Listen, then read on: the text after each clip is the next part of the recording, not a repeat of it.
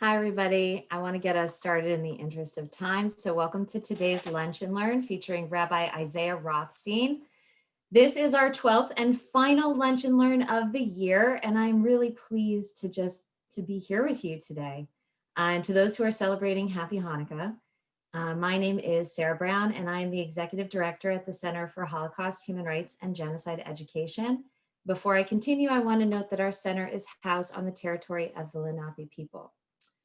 For those of you who are new to Chhange, welcome. Our center has worked for the past 41 years to promote the elimination of anti-Semitism, racism, and all forms of prejudice through innovative education about the Holocaust, other instances of genocide, and human rights.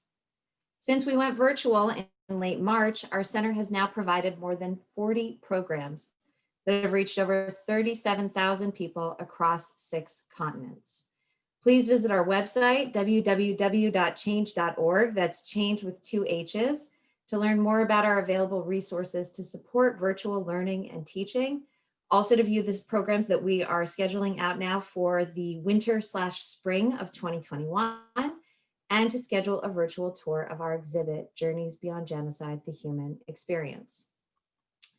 Chhange programming occurs because of the generosity of our members and program participants like you.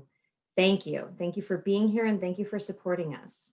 Please consider joining Chhange as a member or contributing to support this and future programming by visiting our website. Again, that's change.org, change with 2 H's. After this session, you will receive an email with a recorded version of this talk and additional resources. And so please look in your inboxes for that email. Now, a couple of housekeeping items regarding today's program. First, your audio will remain muted throughout the program, but the chat feature is enabled, so please feel free to communicate with one another using chat. And at the end of the presentation, please feel free to type your questions into the chat box. We are looking forward to a very robust Q&A session with Rabbi Rothstein, and we want to get to as many as possible. Please don't be shy. Now, before I introduce Rabbi Rothstein, I really just want to thank our Chhange staff, Nicole Rizzuto and Allie Evans, for helping to facilitate all 12 of the Lunch and Learns that we have hosted this year since we started going virtual. When our co-founders, Cy Siegler and Jack Needle, both of blessed memory, hosted Chhange's first in-person Lunch and Learn in the 1970s, which spawned the creation of the Center for Holocaust Studies and now Chhange, I wonder if they realized that 41 years later, you two would be helping Chhange to continue in their tradition and their legacy. I'm proud of you both, and I'm grateful to you both. It is now my pleasure to introduce today's speaker, Rabbi Isaiah Rothstein. Rabbi Rothstein is a rabbi, a songwriter, and a spiritual enthusiast. He's originally from the ultra-Orthodox community in Muncie, New York. As a Jew of color, Rabbi Rothstein shares ancestry with people of different faiths, colors, and backgrounds. Rabbi Rothstein's ancestors, they fought in the American Revolutionary War. They were Eastern European Jews, and they were also slaves in America. From Haredi to Universalists, from Chabad Nigunim or songs to Motown, Isaiah grew up dancing between these worlds. Passing for white while honoring his Jewish and African roots, Rabbi Rothstein learned early on that being Black, Jewish, and American was different, and he sees it as his mission to help others unlock their legacy and voice. In recent years, Rabbi Rothstein has continued to develop his voice as a leader, authoring dozens of articles on diversity, inclusion, and social change. Rabbi Rothstein currently serves as a rabbi or a scholar or a spiritual advisor for a number of organizations. The one I'll focus on today is that he is the Rabbinic scholar and public affairs advisor at the Jewish Federations of North America. And we are so very happy to have you here with us today, Rabbi Rothstein.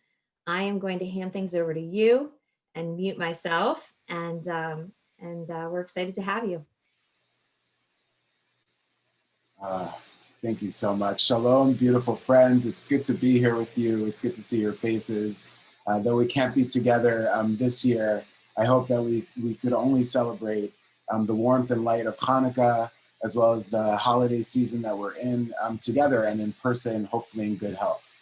So yes, today is actually both the 6th day of Hanukkah, but also the new month. It's Rosh Chodesh. It's where we transition from this month of Kislev to this month of Tevet, Hebrew month of Tevet.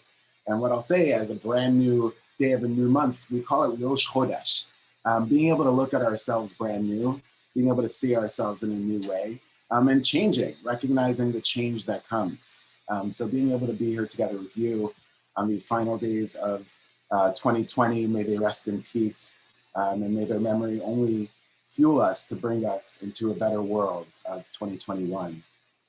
Thank you, Dr. Sarah, for this invitation to be here with you and with the community together. And also to Nicole and Ali, thank you so much for all that you have done to bring us together today. So as Dr. Sarah mentioned, I serve as Rabbinic Scholar and Public Affairs Advisor at JFNA, at Jewish Federations of North America. And I was recently hired just 6 months ago after the murder of George Floyd. We really recognize that not only responding to this racially charged generation is not simply just, it's not simple enough or good enough to only necessarily have a program, or to engage in and hiring someone for an event or consulting. What JFNA decided was that we would build internal capacity, bringing a new edge to the federation system, I would say, around justice, equity, diversity, and inclusion. And we call this work the Jedi Initiative. And our initiative is really 4 things, and I'll just share this at the top. I hope we could connect more on the work that we're doing. But our work is really rooted in 4 pillars. One is education, recognizing that so many of these conversations, like, we're all entering in different places. We all come from different backgrounds. We all have different stories. I'll share some of my story with you today, recognizing that we're all on a learning journey in different ways. 2 is really thinking about leadership and representation, inclusive leadership, not necessarily only around racial diversity, but frankly recognizing that when it comes to representation and who we serve as a community, we hope that who we serve in our community are also being represented in the decision-making rooms. And then 3rd is really around public affairs and race relations in the Jewish community and in the broader public square. And then finally, it's really the meaningful one-on-one conversations, the consulting and the digging and the parsing on identity and working with folks to support that. So today, during our time, I would like to speak to you about belonging and inclusivity in the Jewish community, and also my personal upbringing of growing up in a mixed race family in the ultra-Orthodox community of Muncie, New York. And after around a half an hour of time together, I hope, as Dr. Sarah shared, we'll have a rich conversation through chatting, any kind of questions you might have. But first, if the room wasn't already radiating with all of the light that we bring to this moment, I just thought we would be able to bring in some of the Hanukkah headspace, some of this time of year, and what emerges for you. What emerges for you? I would love if you would share in the chat. What are some of the things that you think of when you think of either December, the holidays more broadly, or even Hanukkah specifically, as we celebrate today? If you take a moment, throw any of the themes that come up for you in the chat.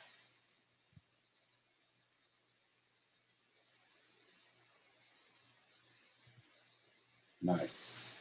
I see renewal and resilience. I love that. Yes, Hanukkah in a way, it really means to re-up, to re-anything, to re-inaugurate, to rededicate, to renew, to something that was once a certain way and realizing that it should change, right? As we've recognized that so beautifully change as an organization focuses on as a community. Tradition, food. Thank you guys thank you so much for bringing your voices through the chat in. It's amazing to think of our collective wisdom, dedication and rededication, identity. Ooh, light out of the darkness. Yes, it's also the least amount of light in the year. Can't forget about the latkes. I love you, Alatka. It's true. And strength and resilience, I'm seeing that coming up as a theme. Beautiful. And preparation. And I would say that, for me, when I think of Hanukkah as a holiday of belonging and inclusivity, there are 2 things that come to mind for me. And friends, feel free to continue. Let's keep that chat live and going. I would love to hear from you, really. When I think of Hanukkah, I think of really two core ideas around that really show up for me on the note of belonging. First and foremost, Hanukkah is a holiday of space and spaces, right? We light a menorah, the Hanukkah, inside our house. We try to reflect the outside, what people see. The rabbis actually tell us on the note of dedication, us lighting the menorah, it's our home transforms and becomes the Jerusalem temple, right? Our home becomes a sanctuary. Something about the space of lighting a menorah in our home. And not only that, we become the high priest, the rabbis say, that talk about belonging. Not only do I have the power to light up the darkness, which is sometimes something that we forget, right? Oh, someone else will light up the darkness. Someone else will light the menorah. Me, nah, that's for you to do, right? Not only do we say that, but I'm the high priest. Like I'm a person that has the ability to have the vision to truly light up the world. So in many ways, the holiday is a holiday of belonging, of spaces, of reminding each other what we have and what we could bring. Another teaching on Hanukkah, before I transition into some of my story, share some slides, maybe we'll define some terms together. And I do have my guitar, maybe we'll sing on our way out in the holiday spirits. But what I would also say for Hanukkah that strikes me is it's a holiday of really thinking about leaning in and recognizing the fact that when it comes to those who don't have the means to maybe light a menorah, the rabbi said the baseline mitzvah, maybe you've heard this before, of Hanukkah, how many candles do I need to light each night? You would say that maybe we've heard traditionally, okay, tonight is the 7th night of Hanukkah, so therefore I'll light 7 candles. But the rabbis actually say that in fact, the mitzvah is really to light 1 candle every night. And so how did it end up happening? You see these beautiful pictures of like 10, 15 menorahs, beautiful family lightings. If it's 1 candle one night, but the rabbis recognize that, wait, people were saying, what about me? I want to light the menorah too. I want light also. You think it's just for you to light the menorah? I want it also. And we see that the tradition actually evolved into being that we all light our own menorah and we all add a candle for each night. And I think it's just, again, a beautiful reminder of what it means to lean in when we see a generation that's struggling with leaning in, struggling with cultivating belonging, struggling with cultivating community. Not as we think of light, not to focus on the darkness, but we know that studies show that the Generation Z is the loneliest generation on record. And so when we think of the themes of these holidays, there is much light that we know we need to bring into our generation. And the last thought I'll share on Hanukkah is this new month, Tevet, the rabbis say is a play on words. Tabat ha'esh, Tevet. Tabat means to lean, like to push the wick of the fire. And we say we want the light to continue. We say we want to be focusing on these themes, not as seasonal people. Look at the themes that your friends and peers have written in the chat, right? We want to focus on these themes and bring them into our reality regularly. Okay, so that is just by way of frame. Again, thank you so much for being here. It's a pleasure to be here with you. Wishing you and your family a happy holidays. So my background, I grew up 40 minutes north of New York City in a place called Muncie, New York. Have you heard of Muncie, New York? Cool, I'm seeing some head nods. You'll be surprised. Sometimes I speak places that are like, you're Indiana? No, I mean Muncie, New York. And yes, Muncie, in a way, I kind of had a typical Muncie upbringing. I was raised in a culturally Haredi setting, ultra-Orthodox setting. And me and my friends, yes, there were kosher restaurants and Judaic everywhere. And yes, there were synagogues on every corner, but where did we hang out? Where did we find belonging? We hung out in the woods. I'm not joking. I think about my friends. And this is without race, right? Add a layer of race about belonging and whoa, right? We hung out in the woods, synagogues on every corner. I'm not joking. We hung out at the 7-Elevens. We hung out at the mobile gas stations. Saturday nights, we went to the mobile gas station in 7-Eleven. That's how me and my friends, we were the lost boys of Neverland, always hanging out. We were kind of looking for connection, looking for community. But why not in those spaces? I mean, I think those are questions we're all addressing in our generation. So where did you grow up? I'm just curious, if you throw in the chat, you know, where we're from matters. I would love to hear from you. Where are you from? I'm sharing a little bit about my background and context, but you know, as we go through our conversation today, it's just awesome to remember that who we are matters, and where we're from and the lenses we bring really do matter when it comes to the life we lead, the work we do. Got some New Yorkers, some Metro New York folks, Philly, New Jersey, amazing. Long Island, beautiful, wow. Wisconsin, full gamut. American love, American Jewry, look at us go. Suburb of Philly, beautiful. So friends, you know, for me, I sometimes say that Muncie is a really diverse place, especially if you're Ashkenazi and Orthodox. And that's really true. It's really true if you think about it. It's sometimes, you know, Muncie, what do you mean? It's a homogenous, ultra-Orthodox community, but really different sides of the streets, literally people's hats, they're from completely different places in Europe. The way people intonate in Yiddish, completely different places. There's over, I'm not exaggerating, 20, 25 sects of Orthodox Judaism in Muncie. And so in that kind of way, it really is diverse. How would you typify other forms of diversity, other things that come up for you when you think of the term diversity? You know, if we define diversity by saying that it's really recognizing that there's many and multiple approaches, really in social sciences, we might refer to racial and ethnic and cultural diversity, different identity markers. But are there other forms of diversity that come up for you? What emerges for you on the top of your mind when you think of this term diversity? Like for me in my work, I think of social diversity often, right? About inclusivity, who's at the table, how people do or do not feel that their diversity is highlighted. So I would say a few other forms of diversity that come up for me.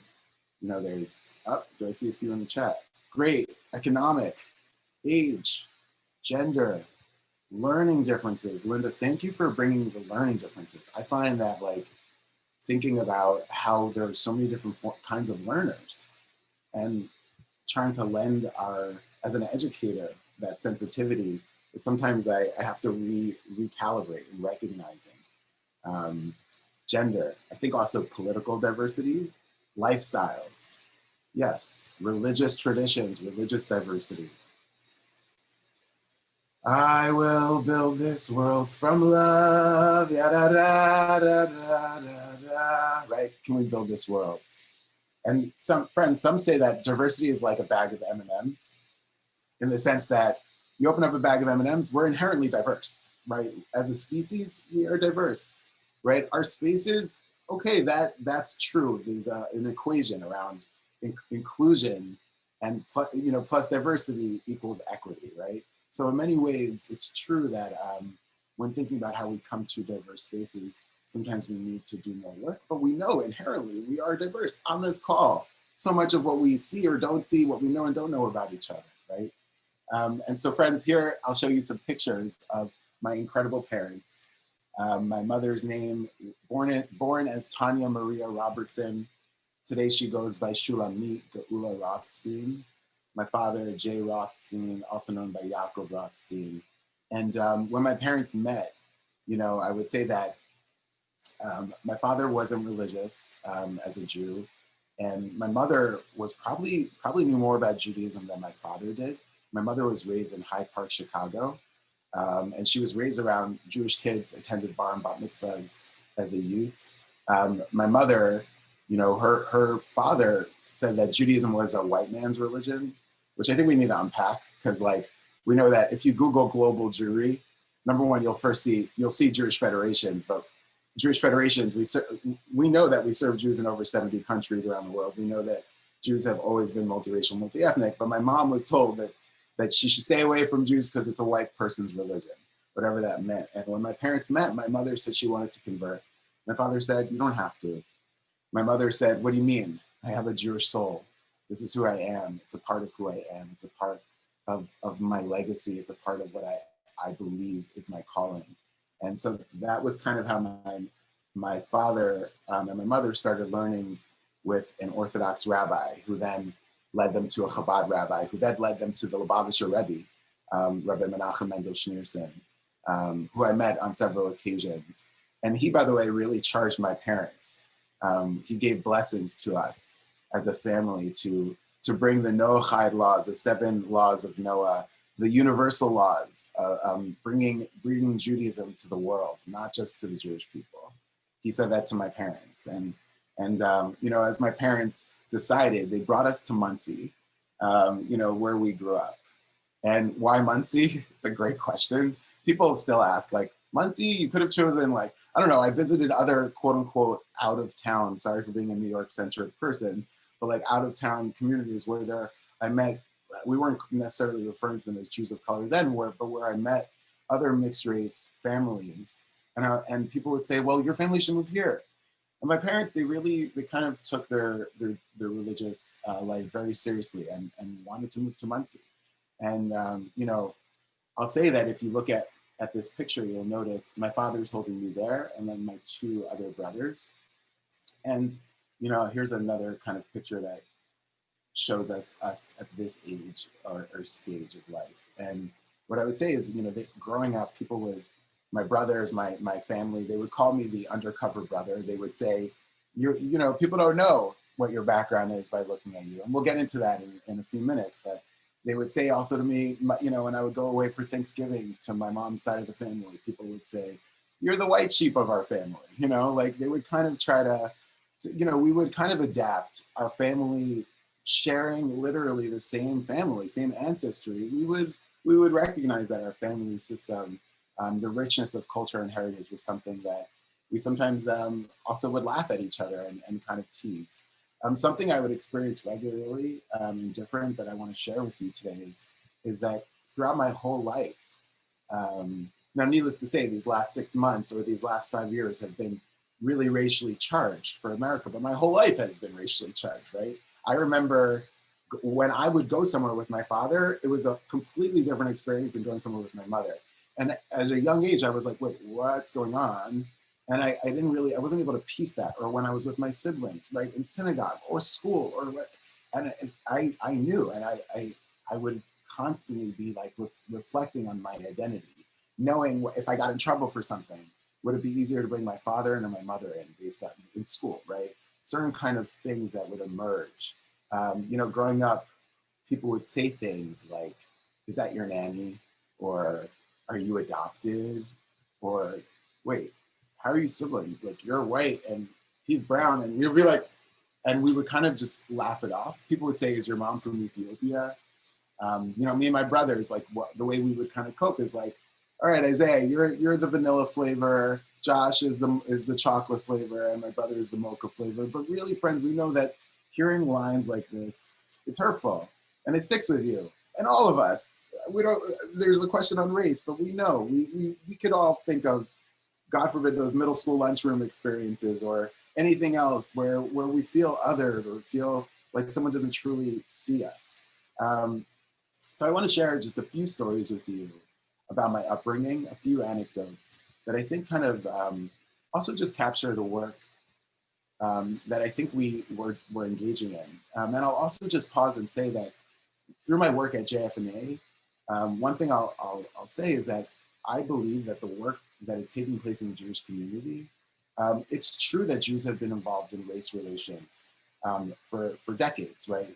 If you want to say since the 50s and 60s, but in terms of like an agenda issue as a Jewish issue, Jewish racial diversity, Jews of color, we'll speak to that also soon, as a Jewish issue, as an agenda issue for us, not something out there, but something in here. Whoa, what a long time coming, is what it feels like for me. I mean, I'll say that I'm so grateful to Changes. I'm so grateful to all of you, the work that you do. I'm so grateful to JFNA for bringing me on their staff to advance these issues for our Jewish communities and for a broader civil society. And I don't know what it would have been like if in my childhood, Me and my siblings, we saw ourselves reflected in Jewish communal spaces. Or if we even had these addresses that exist in the Jewish community today, organizations that have been created in the last decade, 15, 20 years, what it would have been like for us as kids. So with that, thank you again for being here. I'll share just a few more stories with you, engage in a few more conversation points, and then from there we'll head into Q&A. So I don't know, when you see this calculator watch, like what comes up for you, but I'll tell you that in the early 90s, the calculator watches were like the Apple watches of like today. Every second grader wanted this watch. And I was in second grade. It was the grace after meals, the blessings that are recited after having a meal. And a room, if you could picture it, 400 plus boys in my all boys yeshiva, the school that I went to as a kid, side locks, and a little boy leans into me and he says, "You're not Jewish." And I go, he says, "How could you be Jewish? Your mom's Black. How could you be Jewish?" And I looked at him for a long moment and I was like, oh my God, he's right. How could I be Jewish? My mom is Black. And I'll share more of this story, but I'll tell you, who told that child that? That's what I want to know. And how come I also thought that? Like what in our ecosystem of education and learning and community was like, that child heard that from somebody, and whoever told them that heard that from somebody else. And also the fact that I internalized that so quickly, how did I learn that also? And I remember being taken to the principal's office, and the principal doesn't say anything to me, which, like, by the way, because I'm a Rothstein, right? Like, what do you mean? Like, this Rothstein that day, that Rothstein that day, right? And he hands me a brand new cellophane wrapped calculator watch, and he says, let's just make a deal. Let's just keep this between me and you. You don't need to tell your mother about this. And I go home, and my mother sees the calculator watch, and she said, "Where'd you get that calculator watch?" And I said, "Oh, Rabbi so-and-so gave it to me and told me not to tell you that a kid said you're not Jewish because you're Black." And right away, my mom, just like, as she's done in many occasions, I remember her taking the calculator watch. I remember crying right away. And I remember like other times where she would march right into the school. This is an ultra-Orthodox day school. My mom is the only Black woman walking into that building with a sheitel. She covers her hair as a wig for religious observance reasons, right? And she would speak. She would speak from her heart passionately. She was always compassionate, but she always pushed back. She was very firm. And like, there's other stories like this where there was a certain rabbi teaching a class who used the word schwarze, which is a derogatory term for the N-word. And he kept on using the word, and my mom went over to him and said, "Rabbi, dude," I would say dude, "Rabbi, what are you doing? You're a rabbi, you're speaking Torah." And the rabbi said, "Oh, I'm not talking about you. I'm talking about the other people." And my mother said, "You're speaking Torah, like you're a rabbi, you're speaking wisdom." And the rabbi said, "Well, what would you do if the Lubavitcher Rebbe, the Chabad Rebbe, the main rabbi of the movement used that word?" And my mom said, "The Rebbe would never use that word." And to that rabbi never used the word again. And when I think of like how we organize and how we transform people, friends, it's a dark time, as we know, Hanukkah. But we say that there's a difference between Aish and Or. Or means fire, to illuminate, like Or HaChama. It's not called Aish HaChama. Or means to light up, the light from the sun, right? To illuminate. Aish, the rabbis say, is about consumption. It's about destruction. It's about fire. It's about pushing back. It's about a reactive approach to injustice versus illuminating with light is a proactive approach. So my mother, I think, and I think for all of us, holding both. How do I lead with Or and Ish? How do I say, hey, what just happened was completely inappropriate or completely wrong, Ish, with fire, but I also want you to know that I know you could do better. Or illumination, light. And I think on Hanukkah, no less, we have that opportunity to like lean into the Or, to that light, to the illumination, but also remembering that both are essential for us, you know, both in our micro-nuclear families, we know that balance of aura and ish with our loved ones is essential as well, let alone in broader society. So I'll share one other kind of anecdote with you. You know, here's a picture of Moshe, Moses. And growing up, here's just one of many examples, but growing up, my mother also just again around socialization, right? How we're raised, what glasses we're wearing. So me growing up as a child that passes for white in Muncie, New York, going about and hearing about all these things, my mom would always like slow me down and be like, you know who really invented the guitar? I'm a guitarist. She's like, the guitar is really originated from Africa. Or she would just remind me like, you think so-and-so invented this? Read this book on how X, Y, and Z invention was really, you know, and she would just kind of, disarm things that I might have been learning. And another example is with Moses. Every week growing up, we would have Parsha sheets. Parsha is the weekly Torah portion. And the weekly Torah portion Parsha sheets, right, talking about the ancient Israelites from 3,400 years ago, pre-Poland and all of anything else, right? There were pictures of these, frankly, like white European-looking Hasidic rabbis with strimals, the garb, the hats that are worn with the side locks and full garb. And that's what Moses looked like in the Parsha sheet. And so I would come home and my mom would say, whoa, like, do you think Moses looked like that? Like a Hasidic, Hasidic rabbi from Muncie? And I would be like, oh. And she's like, do you think Moses had skin color closer to my color skin or your color skin? And she would just remind me that, again, geographically speaking, right, and recognizing history, that the context of where the Bible is set, chances are Moses looked closer to my mother's color skin than to my color skin. And, you know, so friends, examples, stories, and thinking about the moment that we're living in today, there's a term that people have been using a lot to describe the racial diversity of the Jewish people called Jew of color. Have you heard this term before, Jew of color at this point? Nice, some of you saying yes. So the term Jew of color, like really what does it mean? I guess it really depends who you ask. There are multiple ways to define this term. Some define it as anyone who is falls out of the equation of being non-white or non-European within an American framework. So some would include in that Sephardi or Mizrahi Jews, including in that is according to the US Census, how the US Census defines a person of color is also how people define Jew of color. But I'll also just plug and let you know that a lot of people who are racially and ethnically diverse don't use that term for themselves. Like I identify as a Jew of color, but I really also identify as a mixed race Jew, a multiracial Jew. My mother, 72 years old, don't think she would use that term to describe herself.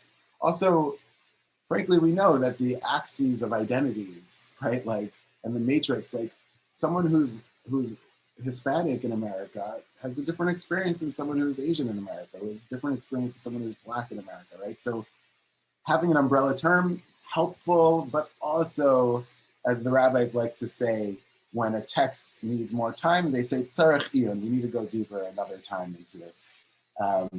So here's, though, a working definition that we are using at JFNA to describe this term.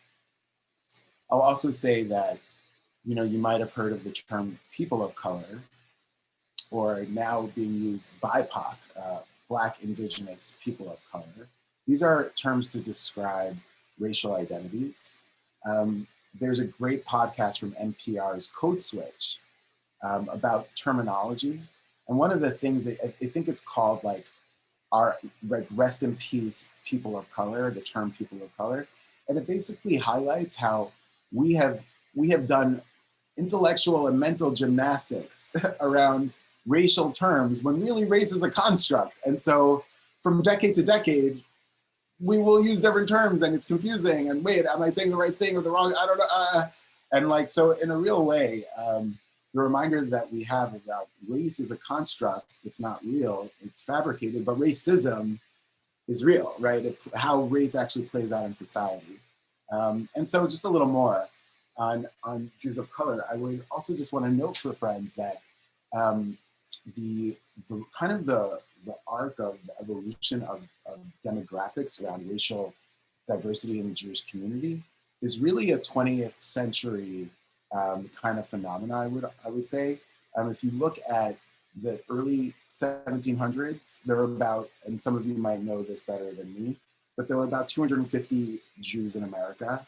And then when you come towards the 1860s, right, we see migrations happening. The 1860s, 1800s, by the early 1900s, we see over 1 million plus Jews in America, but all migrating mostly from the West, from European countries. And so post-World War II, post-civil rights era, identity politics, where nationalism and nationhood is starting to grow, we also see that there are different ways in which families are coming together, integrated, some call assimilation, or some call integrating, finding families coming together the way my family did. But what we see is essentially this generation of youth are the largest generation of Jews of color that have ever been.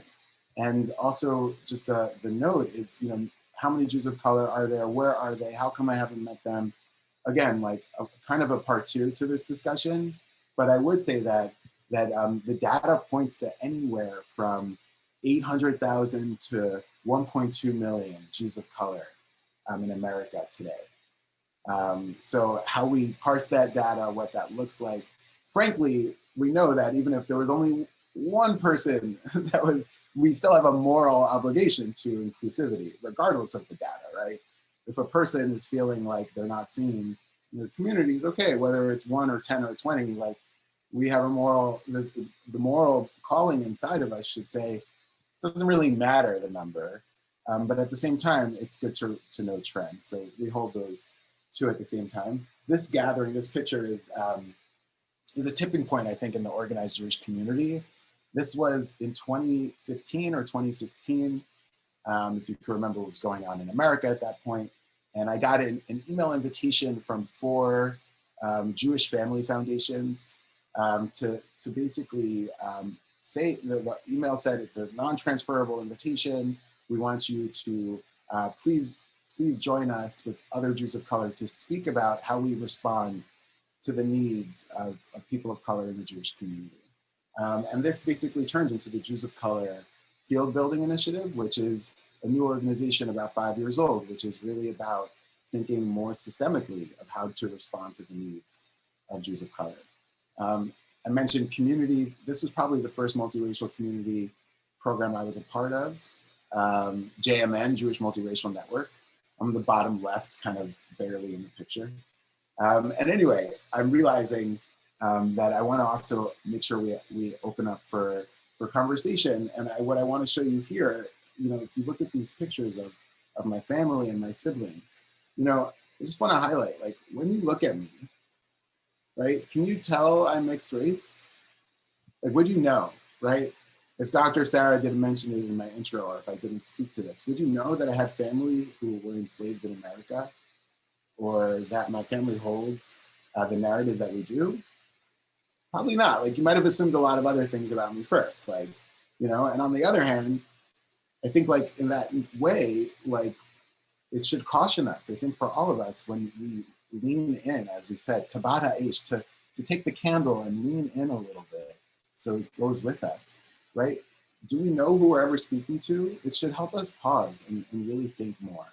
And on another note of Jewish racial identity, which I shared with you before, like, I know through my upbringing, walking through the world with my color skin, I noticed, again, the different experiences, and knowing that if it was me being pulled over versus my brother being pulled over, it was a different world.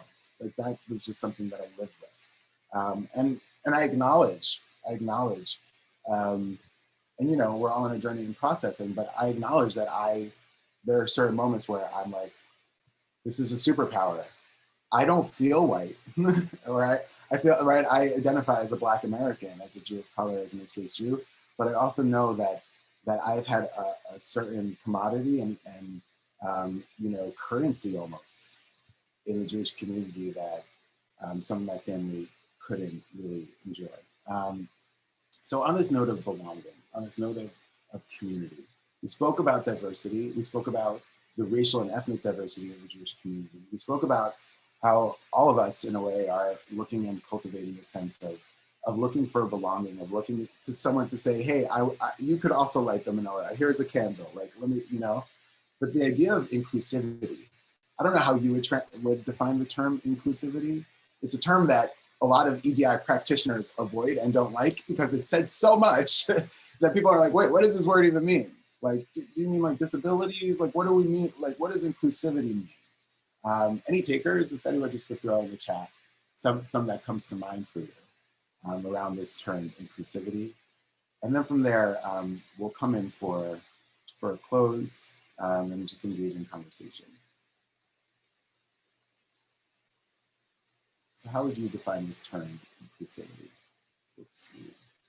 I'm wondering if I have, is that the chat? Too many screens. Thank you. Being open to people who might look different than you, right? Being open to the diversity. I'll go one step further, but I agree. I totally agree with you, Marjorie. So sometimes I've heard people say, here's our definition. Whoops, I went too far. Keywords here are the first three: the intentional and ongoing. It's not a one-time thing, right? It's not a two-time thing. It's like kind of like a lens. Effort to ensure that diverse individuals fully participate in all aspects. And our definition is through organizational framework. I've heard it said that diversity is being invited to the party and inclusivity is being asked to dance. Have you heard this before? This idea that I'm being not only invited to the party, yeah, come, we want you here, but no. Like, we want you to also dance with us. We want you at our tables. And one step further is, we want you to also choose the soundtrack. We want you to feel like you have a seat at the table to decide how the party is being built and constructed. And again, when I speak about engagement in the 21st century, it's not only a generational trend. It's about all of us, right? Making sure that we feel seen in our communities and that we have a community to be a part of. I think is something that is not something we should take for granted. Also, just for the record, the 431st of the 613 commandments is ahavat hager, to love those who are different than you, to love, to include, to welcome, and to dance with, right? And so I just think, again, we have these beautiful examples of diversity is being invited to the party, but inclusivity, right? Again, being asked to dance. So which brings me to my final term for today, which is equity. I'm not sure if you've been hearing this word also being thrown around, but the word equity, right? We have it translated as equity is a measure of fair treatment, where people get what they need. The way I grew up with my baby boomer, interracial Chabad parents, we spoke about equity as Mashiach. The Messiah is this idea that everyone gets what they need and that we could see the divine revealed in the physical world. That's the idea, one way of saying it. But another way of saying it is, I'll show you through shoes. Another way of talking about equity versus equality, right? So let's just say at the end of this call, we had a really nice time for our holiday presents. We decided that we would send everyone a brand new pair of shoes. I wear a 12 and a half. So if we sent every single one of you a 12 and a half size shoe, that would be called equality. What do you mean? Everyone gets the same thing. But we also know maybe there's one or two or three folks who wear 12 and a half. But we also know that most of you would be like, why are you giving me a 12 and a half size shoe? You didn't ask me what shoe size I am, right? So equity is about recognizing that people need different things based on where they're seated. Every TV and computer has audio, right? That's equality. Everyone gets the same product, but don't we also, for some folks, need sign language and a teleprompter or having Braille? That's equity. It's making sure that people have what they need. This shows up in all different forms. So friends, wow, it's good to be here with you. I feel like I've been sharing for quite some time. I want to hear some of your thoughts, what's emerging for you. I'm really grateful to be here with you. And as we enter into comments and conversation, I just want to again thank you for joining today. Thank you, Rabbi Rothstein. You gave us so much to unpack and think about. And I very much appreciate everything that you shared with us, your personal narrative, but also a little bit of Divrei Torah. It's like a very, it gave me a lot to think about. I very much appreciate it. So people have been sending me private questions, and then there are questions in the chat, and I'm going to try to tackle them in some sort of order. One of them was about this, you mentioned passing. And I'm curious to know if at any point in your life you made a conscious choice, we are curious to know if you ever made a conscious choice to pass at any point in your life, knowing that not passing would have produced issues for you or instances of racism. I'm trying to summarize a longer question here, but hopefully that makes sense. Yeah.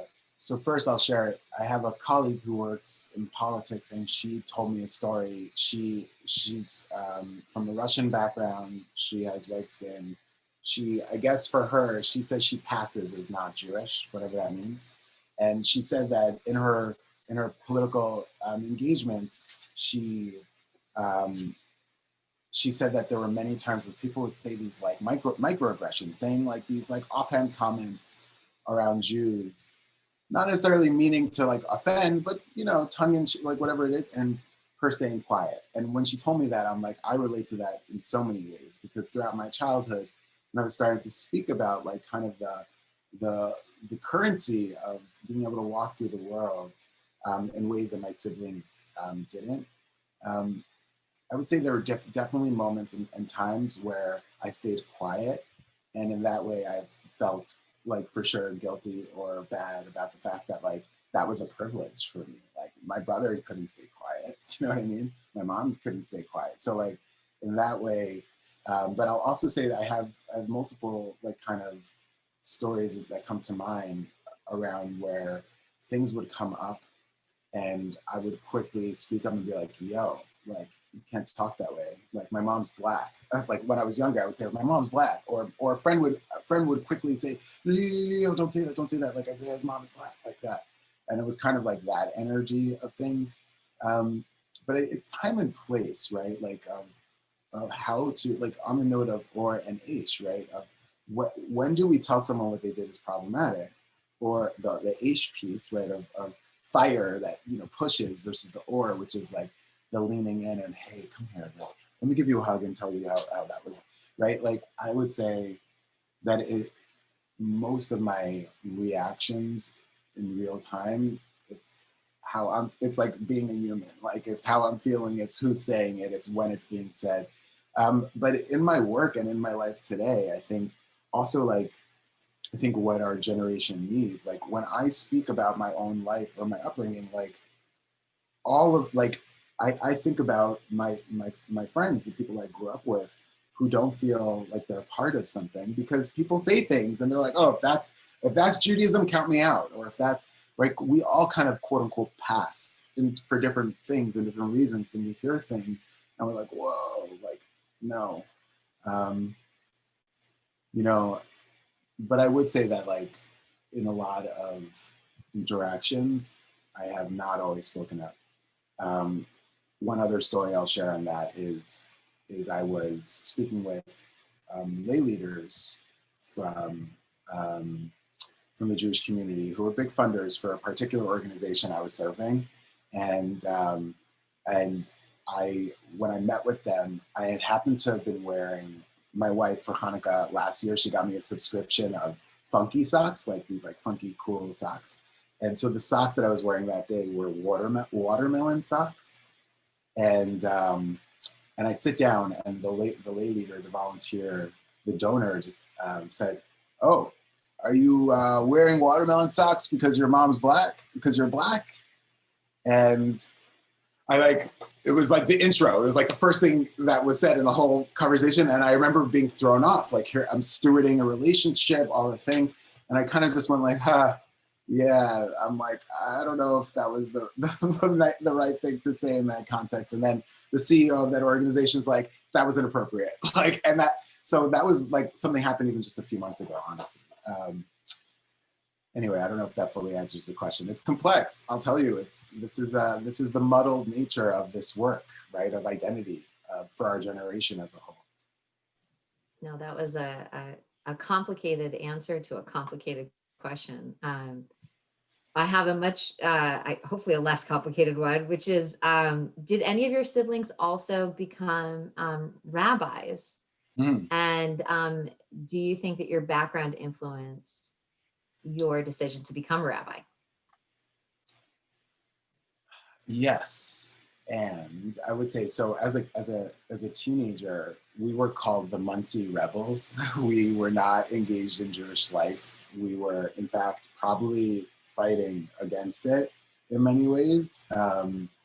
And each of me and my siblings, we had three very different Jewish upbringings. Also, just like in terms of the schools we went to, the stages for my parents. I'm the youngest, so we all just had three different experiences. Um, I don't think either of them were on a path to being a rabbi. And honestly, if you asked my 16-year-old self, come on, I would be like, yeah. And in college, what really inspired me to the rabbinate was when I was at Binghamton University, I started staffing birthright trips. I would recruit students on campus, and I would have conversations with them, and then I would take a bus, and I took 7 buses to Israel through birthright. And I think that really, like, I was on a business track, like I was studying business and music in college. And I think those birthright trips were like, whoa, like, again, about belonging. Like, it wasn't just me or my peers in Muncie. It was like absolutely like all of the people that were coming through these birthright trips who were like, Jews and Judaism, what's this? And why do we do that? And I think that's kind of recognizing that in many ways, like, because I didn't have positive Jewish experiences really as a youth. And I was like, wait, we could just like create positive Jewish experiences for people so they don't ever have to have all this like Jewish baggage, And obviously, like, I don't know if that's possible. We all have whatever we inherit, but at the same time, what led me to the rabbinate particularly was kind of realizing that we could be proactive, essentially, about ensuring that and also believing in the legacy that we hold. And I think that's something my parents very much instilled in all three of us, me and my brothers. And both of them do it in different ways. I don't think either of them would call themselves like Orthodox, like, or religious today, or they're both healers and spiritual leaders in their own right, but they're not clergy. But still leaders. But still leaders, very much so. Wonderful. We have a question which is asking for your thoughts and, if any, actions that you have been taking to create bridges, because you talked about bridges between the Black Lives Matter movement and some of the rifts that exist between that community and some members of the Jewish community as well.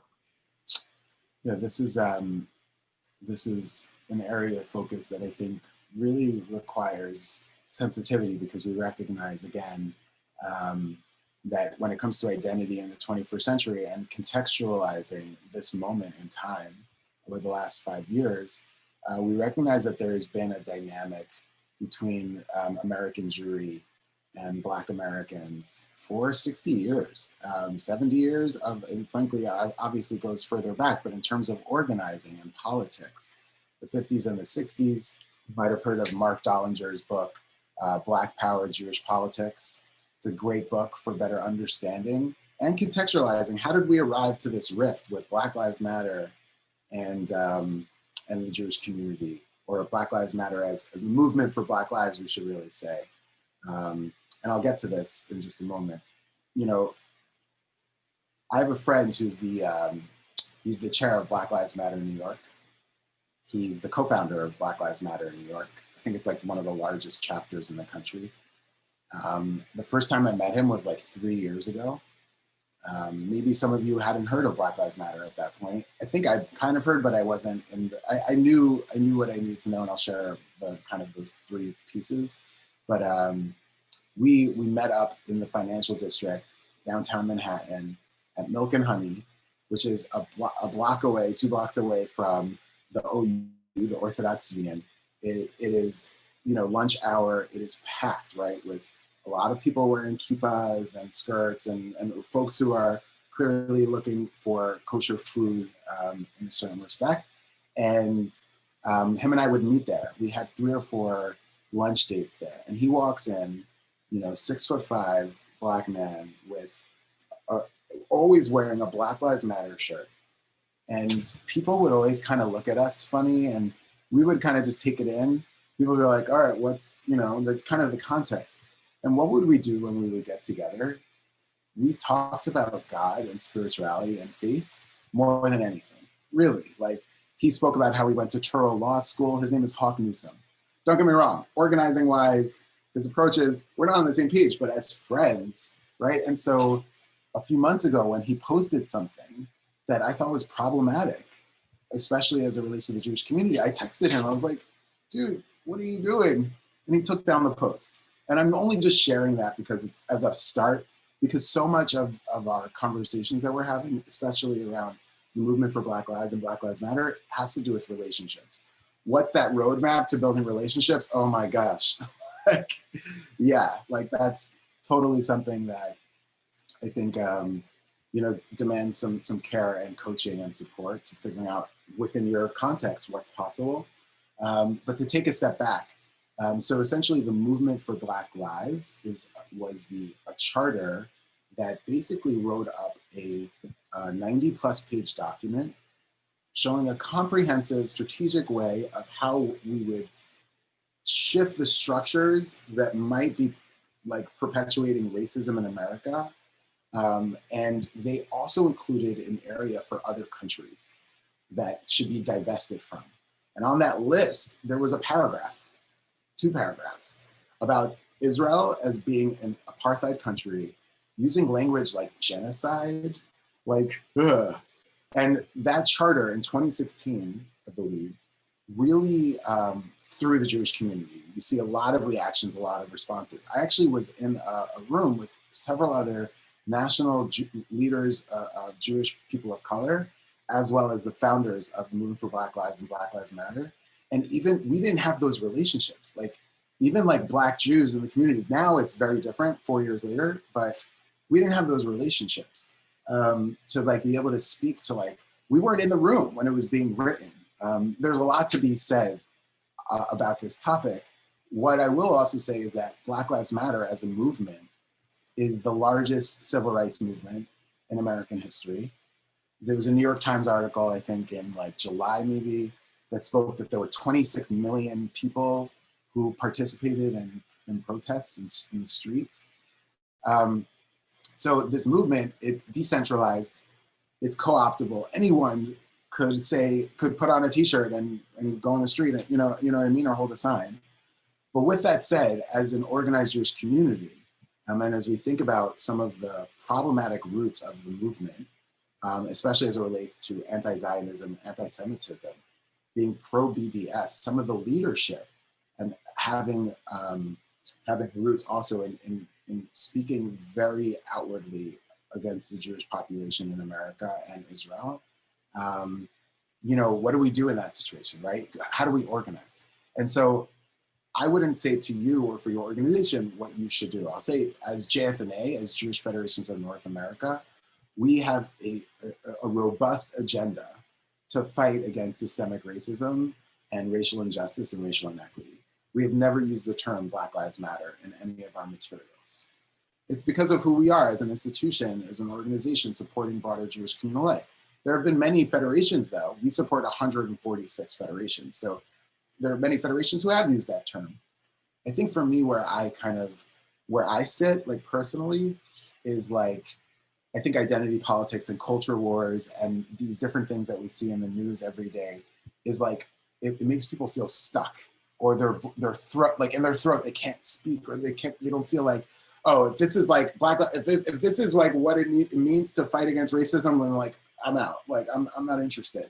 And so for me, my stance is okay, if this is not the exact path for you, if this isn't your road for how you want to approach these issues, then there are other paths and other roads. And so how do we combat the anti-Semitism within some of the leadership in Black Lives Matter movement? I think it's a slow and steady, again, organizing relational approach. But I also think that at least JFNA's strategy is we have, with this I'll pause, we have our strategic healthcare center, right? The PPP loans of $500 million that came from the government through the Jewish community, that came through JFNA. JFNA is in the top 10 world philanthropies, right? And with the Red Cross and with Boy Scouts and Girl Scouts. So for us, if we are truly lobbying on Capitol Hill, supporting and thinking of how our legislation, how the work we do is also supporting communities of color, we want to do the real work. So how do we not get stuck is the question for me with Black Lives Matter, BDS, anti-Semitism, all of these like layers, and say, wait a minute, like, right, changes, human rights, right? Like, wait a minute, dignity, like, wait a minute, like, okay, their strategy, methods, approaches, totally not my cup of tea, but like, oh, maybe NAACP, or maybe we could work with, I don't know. The point is that there are multiple roads. So that was a long-winded answer, but I hope helpful. No, but it was, I think it's a wonderful way to wrap up what has been just such a tremendous and wonderful conversation. I want to ask, and I don't know if you can do this briefly, but I'm going to close with this one last question, because you did talk about some of the great things that JFNA is doing. I have a question here. How are they helping other Jews of color, including the Latinx community and others, knowing that there are these thriving Jewish communities of color, both here in the United States, but also around the world? Love that question. Briefly, if possible. Yeah. Totally, thank you. So JFNA, so we have been building, in terms of when it comes to the field of Jews of color, it is about inclusive leadership and creating pipelines for engagement. So we've already, in the last 6 months, we've launched a Jews of Color national network that's meant to be both a network, but also a resource group to the field, and how we create pipelines, right? How are we utilizing this community as a network? We also launched an organization for the Orthodox community, for Jews of color in the Orthodox community, called Kamocha, like Ve'ahavta l'recha kamocha, you should love your neighbor like yourself, Kamocha.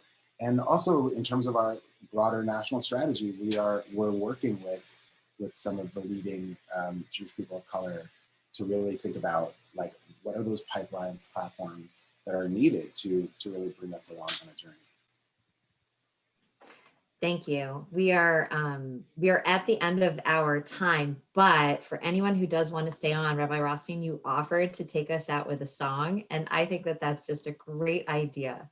So if you're still open to doing that, I know some people have places to be, and so please, this is the formal end of the program, and thank you all for being here and for attending, and stay tuned. Our next one is going to be on January 20th. Our next Lunch and Learn is January 20th, featuring, nope, I'm getting a cross-eyed face from Nicole. It is not the 20th. It is January. It's January 20th. You're fine. Oh, it is January 20th. Sorry. That was my cat. She was yelling at the cat. January 20th is our next Lunch and Learn, and we're going to have Dr. Andrew Wolford coming in to speak to us about the legacy of the Indian boarding schools here in the United States and across North America, including Canada. So stay tuned for that. And thank you to everyone celebrating. Happy Hanukkah. Rabbi Rothstein, please take us away. Oh, as we sign off for today,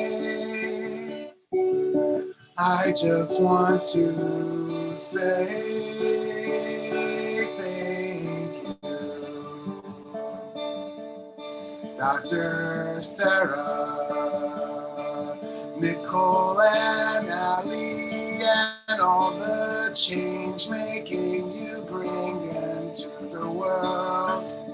Friends, to think about how changes also began as an organization, I think, in terms of how we transform our communities, thinking about not only the Holocaust, but then also human dignity, human rights. For many generations, we know it takes courage. So here's a song about courage. I think the Maccabees of Hanukkah had courage. I think having courage today is like doing spiritual push-ups in certain kind of ways. So on that note, we'll sing a song called Courage. Goes courage, my friends, you do not walk alone. Yes, we will walk with you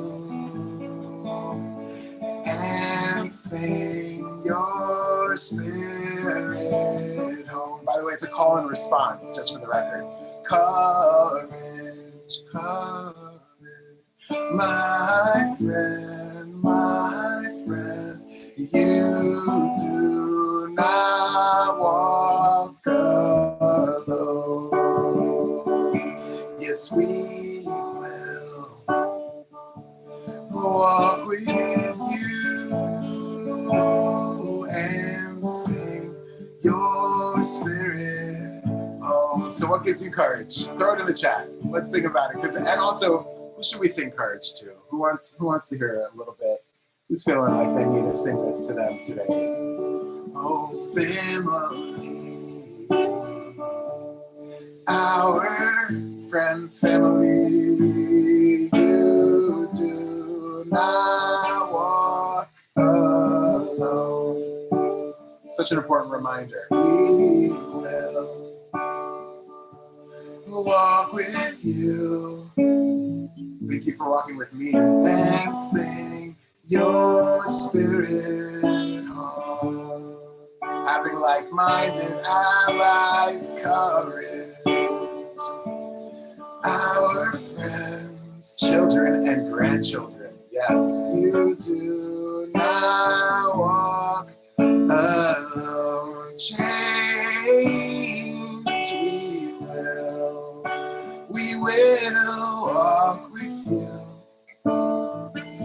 and sing your spirit home. Here's another, just one last one-liner kind of song that I'm inspired by from Chhange and Changes to think about. So it goes like this. Oh, the world is changing and I am changing with it. Oh, the world is changing and we are changing too. Oh, the world is changing and we are changing with it. Whoa, the world is changing. So friends, as we facing hardship, as we look to our families, having those like-minded allies, we should be blessed to be reminded of the changes, the growth we're making. We should be blessed to add, to only increase in the light. Yeah, sometimes it's step back, but let's keep moving forward with courage and together. Sending blessings and much love.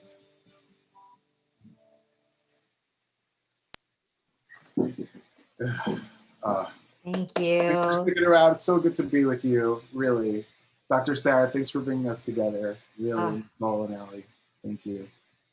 My pleasure. I won't even say anything more. You said it all. Thank you, everyone. Bye.